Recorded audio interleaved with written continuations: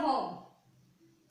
Today we will start our new topic of chapter 1, electric field at a point on equatorial line due to dipole. और इसके बाद हमारा chapter 1 का सिर्फ एक ही टॉपिक रहेगा और आपका चैप्टर 1 कंप्लीट हो जाएगा। और उसके बाद हम चैप्टर 1 का पूरा एक स्टार्ट से लेके लास्ट तक रिवीजन करेंगे एक ही वीडियो में, तो जिससे आपको चैप्टर 1 पूरा अच्छे से रिवाइज हो जाए। और आई होप आप अच्छे से होमवर्क के क्वेश्चंस कर रहे हैं और आपको कल के होमवर्क के क्वेश्चंस का सॉल्यूशन वीडियो के लास्ट में एंड में हम सॉल्व करेंगे, तो आप अपने होमवर्क के क्वेश्चंस सॉल्व कर सकते हैं और अपने आंसर चेक कर सकते हैं। मुझे आपसे एक और बात कहनी थी कि कई स्टूडेंट्स कह रहे हैं कि मैम ऑडियो की आवाज़ नहीं आ रही है, ऑडियो सही नहीं आ रहा है, आवाज़ सही से नहीं आ रही है। तो मैं आपको बताना चाहूँगी कि मेरे पास माइक नहीं है, मैं मोबाइल के इनबिल्ट माइक से ही रिकॉर्ड कर रही हूँ। तो अगर आपको आवाज़ सही से नहीं आ रही है तो आप अपना हेडफोन यूज़ करें। हेडफोन में बहुत ही अच्छी ऑडियो क्वालिटी आ रही है, मैंने खुद ने चेक किया है। ओके, और हेडफोन के हमें दो फायदे होंगे। एक तो हमें ऑडियो क्वालिटी अच्छे से आएगी, ऑडियो क्वालिटी अच्छे से आएगी तो समझ में अच्छे से आएगा, जो भी मैं वर्ड्स बोल रही हूँ सब फोकस होंगे। और हमें जो बाहर का डिस्टर्बेंस है, ठीक है, कि मम्मी क्या कह रही है, पापा क्या कह रहे हैं, भाई बहन क्या कह रहे हैं, बर्तनों की आवाज़ आ रही है, तो आपको डिस्टर्बेंस बिल्कुल भी नहीं होगा, क्योंकि हेडफोन डला हुआ होगा तो बाहर का डिस्टर्बेंस नहीं होगा। बाहर का डिस्टर्बेंस नहीं होगा तो आप अच्छे से फिजिक्स पढ़ सकेंगे, और फिजिक्स अच्छे से पढ़ेंगे तो समझ में आएगी, और समझ में आएगी तो इजी लगेगी ऑब्वियसली। ठीक है, तो प्लीज आप हेडफोन यूज कीजिए। और आपके ऑडियो क्वालिटी के लिए मैंने फैन भी ऑफ रखा है, ठीक है, तो फैन भी मैं स्टार्ट नहीं करती हूँ, जिससे आपको ऑडियो क्वालिटी अच्छे से अच्छे मिली। और मैं ट्राई कर रही हूँ कोई माइक अगर मेरे को मिल जाता है अच्छा, तो आपको ये ऑडियो क्वालिटी की प्रॉब्लम भी सॉल्व हो जाएगी। और आप जो भी वीडियो देखते हैं, ठीक है, तो उसमें आपको क्या लग रहा है, कितना समझ में आ रहा है, अच्छे से समझ में आ रहा है, नहीं आ रहा है, ठीक है, और भी कुछ अगर चेंजेस करने हैं, आपको कोई क्वेश्चंस है तो आप पेज नंबर अपने बुक का और क्वेश्चन नंबर आप बता सकते हैं, तो वो भी हम सॉल्व करवा सकते हैं। ठीक है, ऐसे तो मैं लास्ट एंड में 2 क्वेश्चन सॉल्व करवाती हूँ, ठीक है। और न्यूमेरिकल्स का हम पूरे अलग से एक वीडियो बनाएंगे, ठीक है, उसमें अच्छे से न्यूमेरिकल्स करेंगे। तो पहले हम थियरी पार्ट अच्छे से करेंगे, फिर न्यूमेरिकल्स पार्ट, ठीक है। Now let's start our new topic, electric field at a point on equatorial line due to dipole। तो डाइपोल की वजह से इलेक्ट्रिक फील्ड कितनी है, किस पे, इक्वेटोरियल लाइन पे। लास्ट लेक्चर में हमने देखा था एक्सियल लाइन पे। एक्सियल लाइन कौन सी होती है, एक्सिस वाली, ये जो हम सीधी ड्रॉ करते हैं यू, वो एक्सियल लाइन। तो यहाँ पे हमारा डाइपोल था, इस पॉइंट पे हमने इलेक्ट्रिक फील्ड फाइंड की थी ड्यू टू डाइपोल। ओके, अब हम क्या करेंगे, इक्वेटोरियल लाइन पे फाइंड करेंगे डाइपोल की वजह से, ठीक है। तो हम इक्वेटोरियल लाइन क्या होती है, परपेंडिकुलर बाइसेक्टर। दो चार्ज है, दो चार्ज की जो मिड पॉइंट है, मिड पॉइंट से जो लाइन जा रही है परपेंडिकुलर बाइसेक्टर, वो होगी हमारी इक्वेटोरियल लाइन। तो दो चार्जेस डाइपोल ड्रॉ करेंगे, सबसे पहले minus Q, minus Q plus Q, ये हमारा डाइपोल बन गया। डाइपोल का मिडल पॉइंट O, डाइपोल का यहां से यहां तक का डिस्टेंस A, यहां से यहां तक का डिस्टेंस A। ओके, अब इक्वेटोरियल लाइन ड्रॉ करते हैं। इक्वेटोरियल लाइन सेंटर से, ये हो गई हमारी इक्वेटोरियल लाइन। इक्वेटोरियल लाइन पे किसी भी पॉइंट P पे, तो सपोज हम यहाँ पे पॉइंट P ले रहे हैं, पॉइंट P, इस पे हमें इलेक्ट्रिक फील्ड फाइंड करनी है इन दोनों चार्जेस की वजह से, इस पूरे डाइपोल की वजह से। तो हम क्या करेंगे, पहले एक चार्ज की वजह से इधर इलेक्ट्रिक फील्ड कितना लग रहा है, जैसे लास्ट लेक्चर में हमने किया था। फिर माइनस क्यू चार्ज की वजह से इधर इलेक्ट्रिक फील्ड कितना लग रहा है, तो प्लस क्यू चार्ज का electric field line outward. Okay, तो आउटवर्ड जाता है प्लस क्यू लाइन का इलेक्ट्रिक फील्ड। तो यहां से हम लेंगे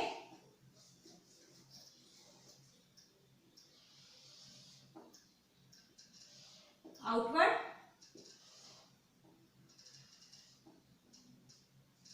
E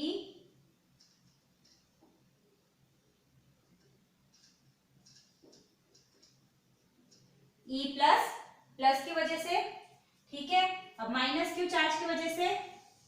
कैसे होता है, इनवर्ड, तो ई माइनस। ओके, आपको अच्छे से दिखाई दे रहा होगा, E minus E plus, plus Q की वजह से इलेक्ट्रिक फील्ड लाइन कैसे होती है, आउटवर्ड, माइनस क्यू की वजह से इलेक्ट्रिक फील्ड लाइन कैसे होती है, इनवर्ड। ओके, तो इस पॉइंट पी पे आउटवर्ड, प्लस क्यू की वजह से इनवर्ड। ठीक है, नाउ अब हम इस ई प्लस के दो कंपोनेंट्स बनाएंगे। ठीक है, किस तरीके से, यहाँ पे हम चेक करते हैं, ये सपोज ई प्लस है। ठीक है, तो ये कैसा है, स्लैंटिंग है, न परपेंडिकुलर न एक्सिस पे, तो हम इसके दो कंपोनेंट बनाएंगे, जैसे हम 11th में भी बनाते थे। तो ये हो गया थीटा, तो थीटा के पास वाली लाइन ई कॉस थीटा, और थीटा के ऑपोजिट वाली ई साइन थीटा, तो ई प्लस ई प्लस। ठीक है, अब सिमिलरली ई माइनस का कैसे बनेगा, ई माइनस का एरो कैसे है, ऐसे। ठीक है, तो दो लाइन बनेगी, एक ऐसे और एक ऐसे, तो ई माइनस ये थीटा है। ओके, तो ई माइनस कॉस थीटा और ई माइनस साइन थीटा। तो अब सपोज ये थीटा एंगल है।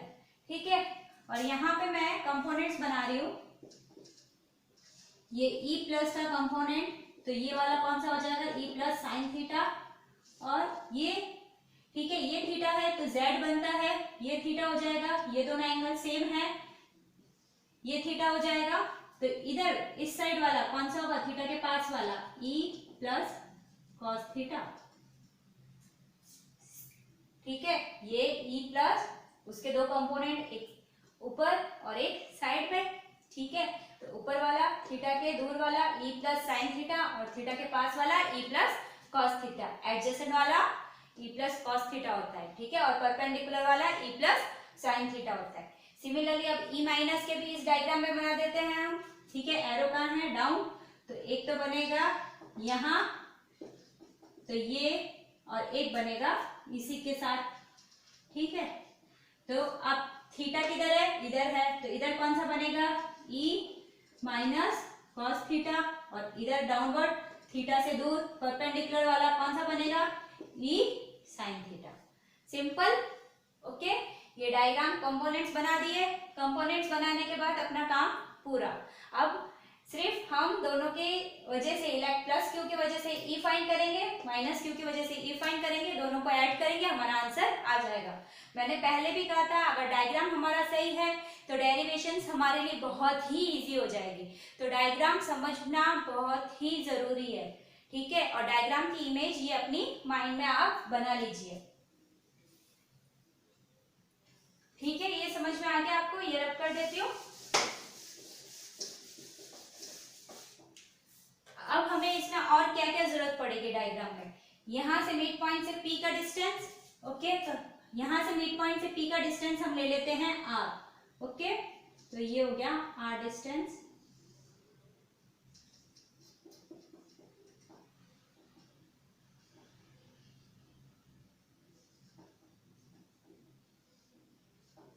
ठीक है, मिड पॉइंट से पी तक का डिस्टेंस आर। ओके, नाउ अब चार्ज से पॉइंट पी का डिस्टेंस, हमें पता है कि कोई भी चार्ज है अगर क्यू, और इस पॉइंट पी पे हमें इलेक्ट्रिक फील्ड फाइंड करना है, तो हमें उस दोनों के बीच के डिस्टेंस की जरूरत है। और वो दोनों डिस्टेंस, अगर हम सपोज मैंने डी लिया है यहाँ पे, ओके, डिस्टेंस का डी, तो हमारा इलेक्ट्रिक फील्ड कितना होगा, इस चार्ज की वजह से इस पॉइंट पे E इक्वल टू के क्यू अपॉन डी का स्क्वायर, डिस्टेंस का स्क्वायर। ठीक है, तो इस चार्ज का और इस पॉइंट पी का डिस्टेंस हमें चाहिए, तो डिस्टेंस कैसे मिलेगा,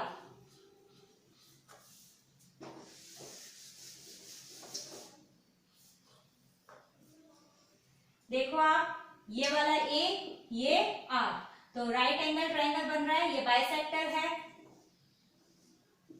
ये आर यहां से लेके यहां तक, ये पी पॉइंट, ओके, ये ओ और ये बी समझ लो, इसको बी नाम दे देते हैं और इसको ए नाम दे देते हैं। ठीक है, और ये है यहां से लेके यहां तक ए, तो ये वाला डिस्टेंस कितना होगा, according to Pythagoras theorem, r square plus A square का अंडर रूट। अंडर रूट को हम 1/2 भी लिखते हैं, ठीक है। याद हो आपको तो pb² equal to op² plus ob²। Okay, तो सिमिलरली a से लेके p तक का कितना होगा डिस्टेंस, r² प्लस a² का under root, r² plus a² का अंडर रूट 1/2। ओके, तो डायग्राम आपको समझ में आ गया। अब हम डेरिवेशन स्टार्ट करते हैं।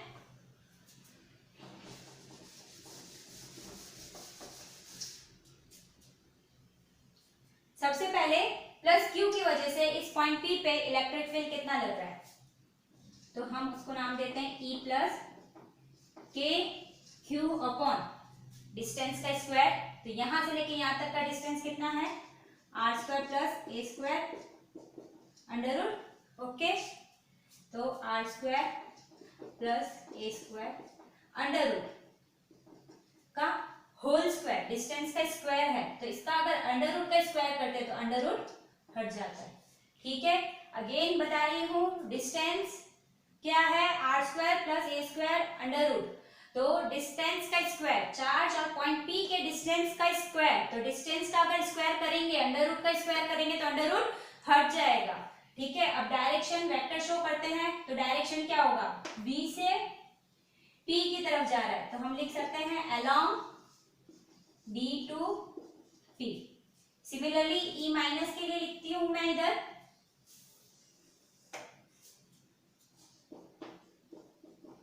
के क्यू अपॉन डिस्टेंस का स्क्वायर, तो यहां से लेके यहां तक का distance, again r² plus a² का अंडर रूट का होल स्क्वायर, तो होल अंडर रूट हट जाएगा।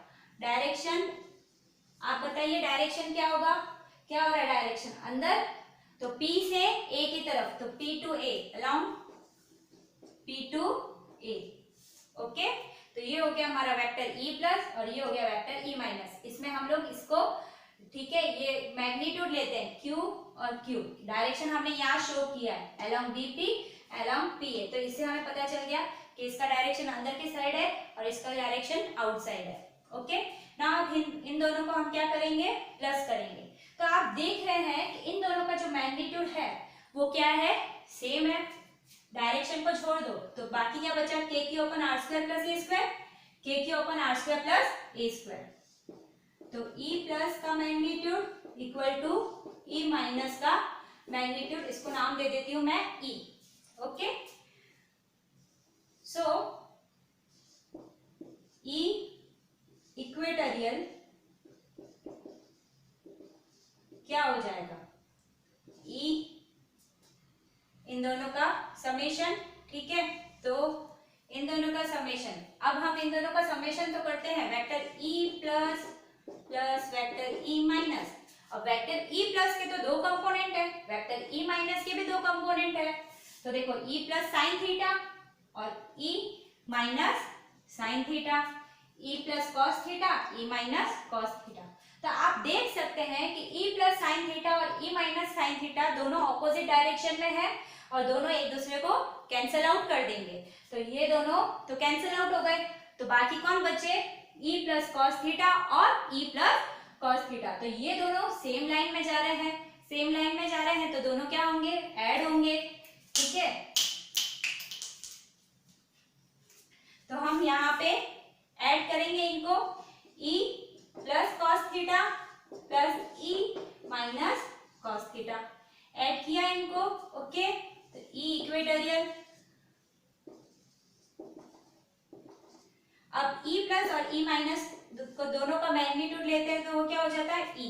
तो हम लिख सकते हैं E cos theta plus E cos theta, E equatorial.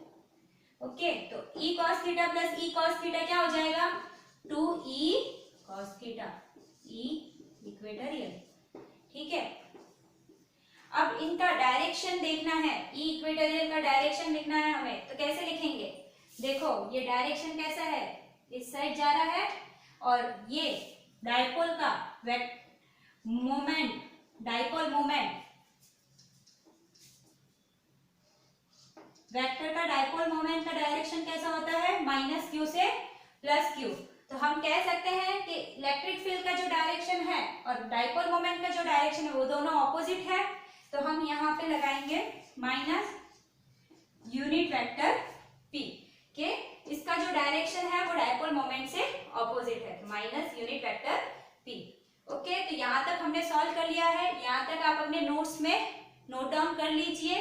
फिर हमने यहाँ पे सिर्फ E की वैल्यू पुटअप करनी है, और जो E की वैल्यू क्या है, KQ upon are square plus A square, क्योंकि दोनों का मैग्नीट्यूड क्या है, सेम। तो यहाँ पे हमको क्या पुटअप करना है, KQ upon are square plus A square और कॉस थीटा की वैल्यू पुटअप करनी है।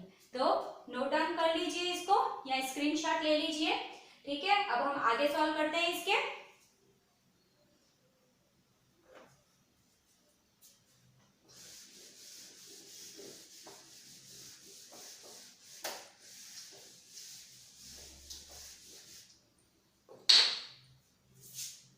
तो E equatorial to E cos theta minus unit vector P। E equatorial to as it is E की value KQ upon are square plus A square. Okay, now cos theta की value, cos theta ये theta है। Okay, तो cos theta क्या होता है, adjacent upon opposite. ठीक है, तो सॉरी एडजेसेंट अपॉन हाइपो। ठीक है, तो एडजेसेंट क्या है a और हाइपो कितना है, are square plus A square का अंडर रूट। ओके, तो cos थीटा क्या होगा, एडजेसेंट अपॉन हाइपोटेनस। ठीक है, तो एडजेसेंट क्या है हमारे पास, एडजेसेंट जो इधर है वो है a और हाइपोटेनस क्या है, ठीक है, वो है are square plus A square का अंडर रूट। ठीक है, ओके, तो यहाँ पे cos थीटा की वैल्यू पुट अप करते हैं, a upon are square plus A square का अंडर रूट।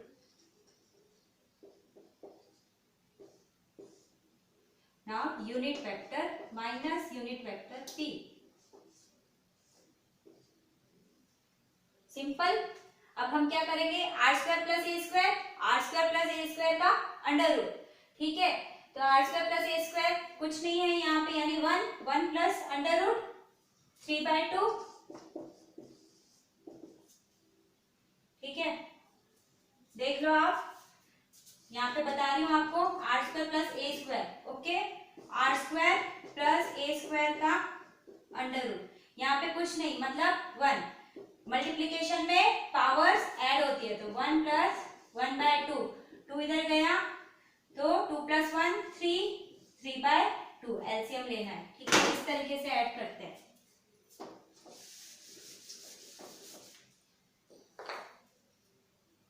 तो 2k2qa आर स्क्वायर प्लस ए स्क्वायर का 3/2 माइनस यूनिट वेक्टर P। अच्छा, तो आपको समझ में आ गया। अब देखो 2qa किसको रिलेट कर रहा है, ये देखते ही आपके दिमाग में एक चीज ब्लिंक होनी चाहिए। क्या है ये, डाइपोल मोमेंट। याद करो, P equal to dipole moment Q 2 vector A, Q into 2a, 2a distance है और Q मैग्नीट्यूड ऑफ चार्ज। तो ये वही है, अगर मैं इसको ऐसे लिख देती हूँ क्योंकि मल्टीप्लीकेशन में है, आगे लिखो पीछे लिखो। ठीक है, तो Q2a क्या हो जाता है, Q2a, इसकी जगह मैं क्या लिख सकती हूँ, P डाइपोल मोमेंट। तो E equatorial equal to KP upon are square plus A square whole raise to 3/2 minus unit vector P। तो इतना आपका सॉल्व हो गया। ठीक है, अब देखो यहाँ पे आर स्क्वायर प्लस ए स्क्वायर, जैसे लास्ट लेक्चर में किया था एक्सियल लाइन के लिए, कि जो आर है वो क्या होगा, ग्रेटर होगा किससे, इस डिस्टेंस से, ए डिस्टेंस से। तो देखो ए छोटा है और आर जो है वो बड़ा है। जैसे HCl का कोई मॉलिक्यूल है तो HCl का मॉलिक्यूल H प्लस Cl-। ठीक है, तो H प्लस Cl- का जो डिस्टेंस होगा वो काफी छोटा होगा, दैट मीन्स, और डिस्टेंस ये इन दोनों का, ये suppose Cl H plus Cl minus, इन दोनों का डिस्टेंस काफी छोटा होगा और जहां इलेक्ट्रिक फील्ड फाइंड करनी है जिस पॉइंट पे, वहां का डिस्टेंस काफी बड़ा होगा, तो उस छोटे से डिस्टेंस को हम लोग निग्लेक्ट कर सकते हैं। तो हम ए स्क्वायर को निग्लेक्ट कर सकते हैं, ठीक है। तो ए स्क्वायर को अगर निग्लेक्ट कर दिया तो ए स्क्वायर तो गया, हट गया, by neglecting A square, because R is very very greater than A, तो हमारे पास क्या बचा, आर स्क्वायर 3/2, तो 2 क्या हो जाएगा, कैंसिल आउट, तो 2 अगर कैंसिल आउट हो गया तो क्या बचा हमारे पास, आर क्यूब, तो k p upon r cube minus unit vector p, और पी और यूनिट वेक्टर पी को दोनों को ज्वाइन करते हैं,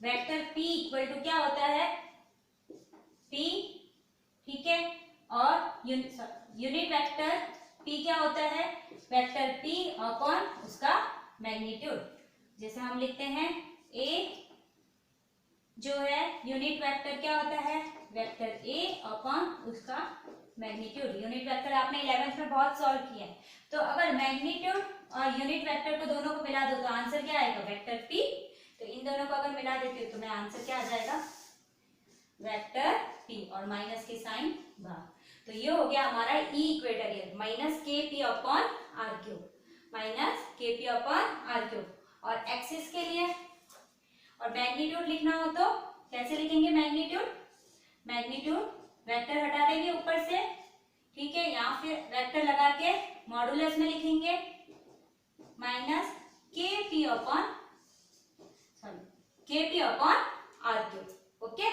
और एक्सिस के लिए किसको याद है, एक्सिस का इलेक्ट्रिक फील्ड क्या आया था, एक्सिस का इलेक्ट्रिक फील्ड, तो एक्सियल का क्या आया था इलेक्ट्रिक फील्ड, ई, मैग्नीट्यूड लिख रही हूँ, ठीक है, तो ई एक्सियल का क्या आया था, 2Kp अपॉन आर क्यूब, तो यहाँ पे देखो और इसको कंपेयर करो, Kp upon r cube 2Kp upon r cube, तो हम कह सकते हैं कि ई एक्सियल जो है वो 2 टाइम्स ई इक्वेटोरियल के बराबर है, E axial is 2 times of E equatorial, ठीक है। तो आई थिंक आपको समझ में आ रहा होगा, ठीक है। अब मैं आपको शॉर्ट फॉर्म में रिवाइज करवाती हूँ, ये मैंने आपको एक एक चीज को एक्सप्लेन करके बताया, अब हम स्टेप वाइज देखेंगे तो जिससे हमें स्टेप्स लर्न हो जाएंगे, और ये सब चीजें जो है वो आपको माइंड में करनी है, ठीक है, E plus E minus cos theta, तो ये सब चीजें हर एक स्टेप लिखना जरूरी नहीं है, छोटे छोटे स्टेप्स जो है वो अपने माइंड में करने हैं, ठीक है। ये मैंने आपको समझाया है फर्स्ट टाइम, इसलिए इतना डिटेल से समझाया, अब मैं आपको शॉर्ट फॉर्म में प्रोसीजर में बता रही हूँ स्टेप वाइज, तो जिससे आपको स्टेप्स लर्न करने हैं, स्टेप्स लर्न हुए तो आप अपने आप कभी भी नहीं भूलेंगे और अपने आप भी सॉल्व कर सकते हैं, और साथ साथ में मेरे साथ स्टेप्स बोलते जाना।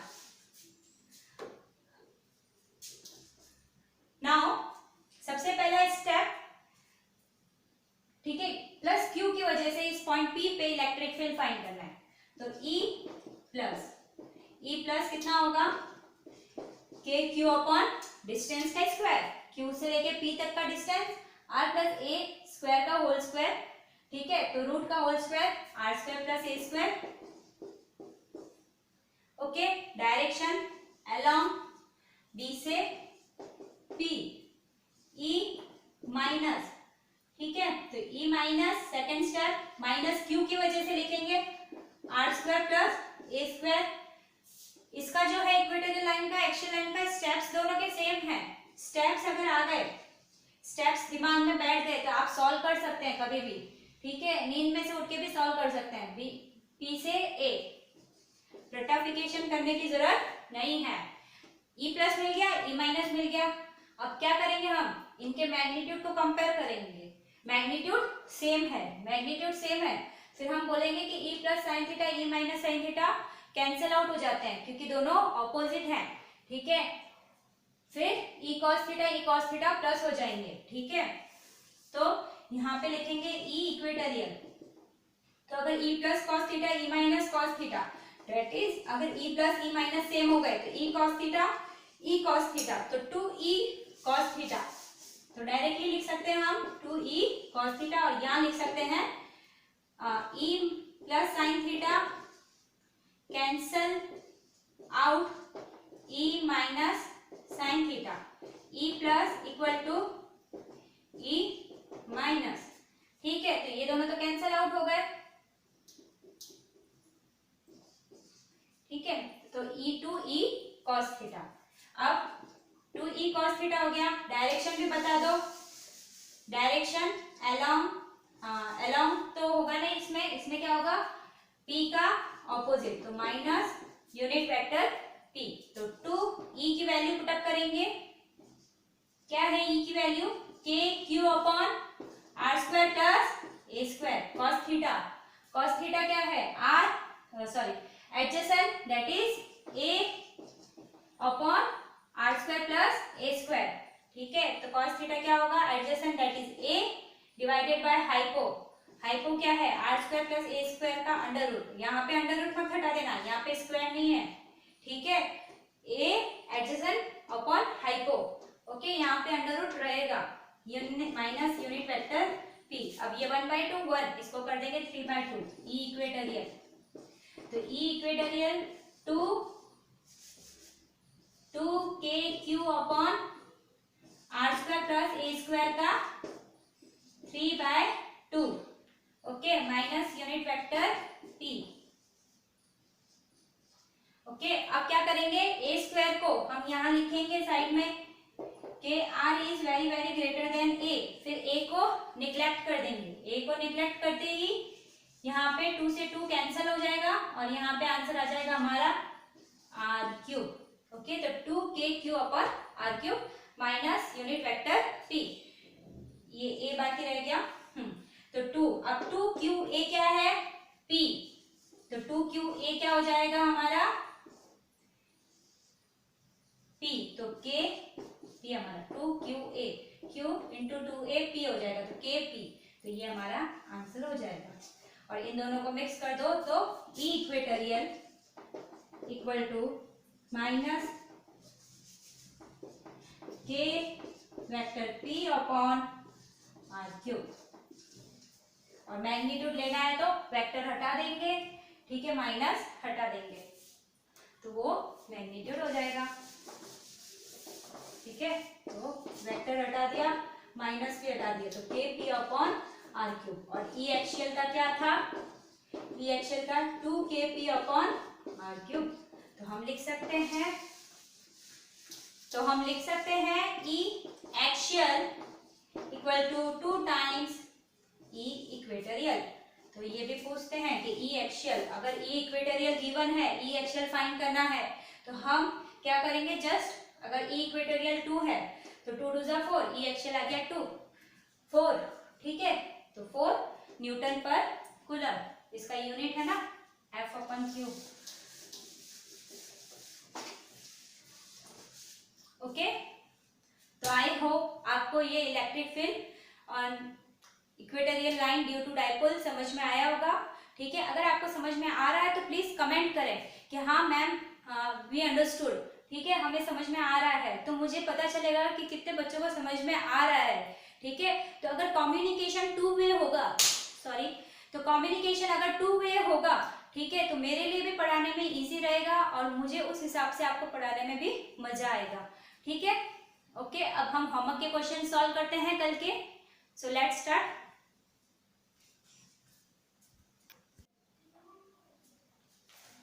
अब हम होमवर्क के क्वेश्चन सॉल्व करते हैं कल के।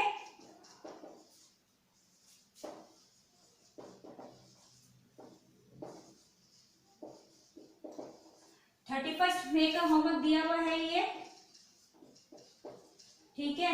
आपको गूगल डिस्क्रिप्शन लिंक में आपका होमवर्क मिल जाएगा, ठीक है। आप लिंक से अपना होमवर्क डाउनलोड कर सकते हैं, विद डेट वाइज मैंने अरेंज किया हुआ है। तो फर्स्ट जो क्वेश्चन है वो है अगर इसमें से आप चेक करना चाहते हैं तो एमसीक्यू में 12th नंबर का क्वेश्चन, फर्स्ट चैप्टर का, an electron and a proton are at a distance of 1 angstrom.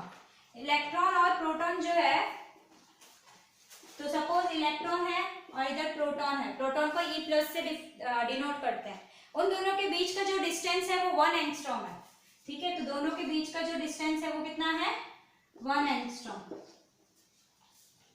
Find the dipole moment of the system.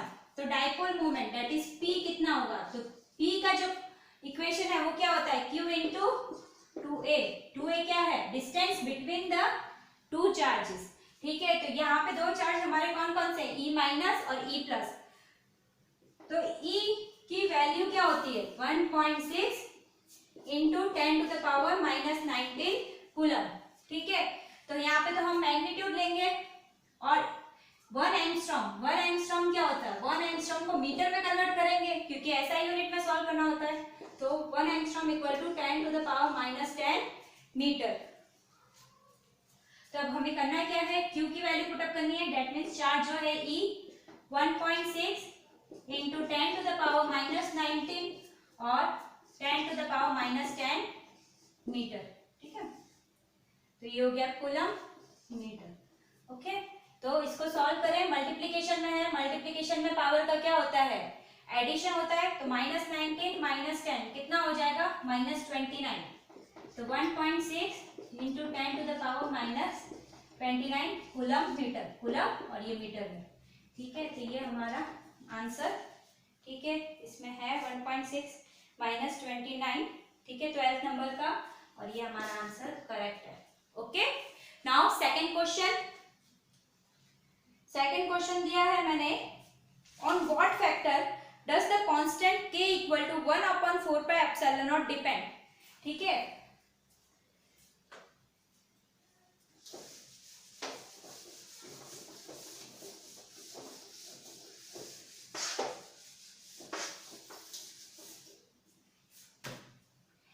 Second question है, ऑन व्हाट फैक्टर्स, किस फैक्टर्स पे डज द कांस्टेंट k जो है वो depend करता है।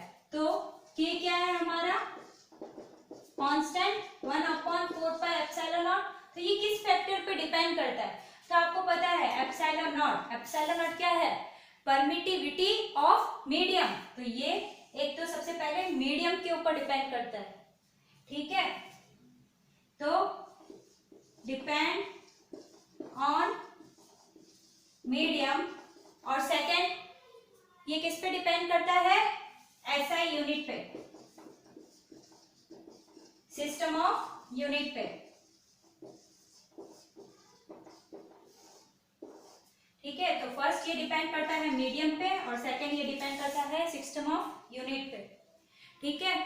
तो आपका ये जो होमवर्क है वो आपको समझ में आ गया होगा, ठीक है, अच्छे से। सो अच्छे से पढ़ाई करना और अच्छे से नोट्स बनाना, ठीक है। तो होमवर्क भी नोट डाउन करते रहना। All the best, thank you.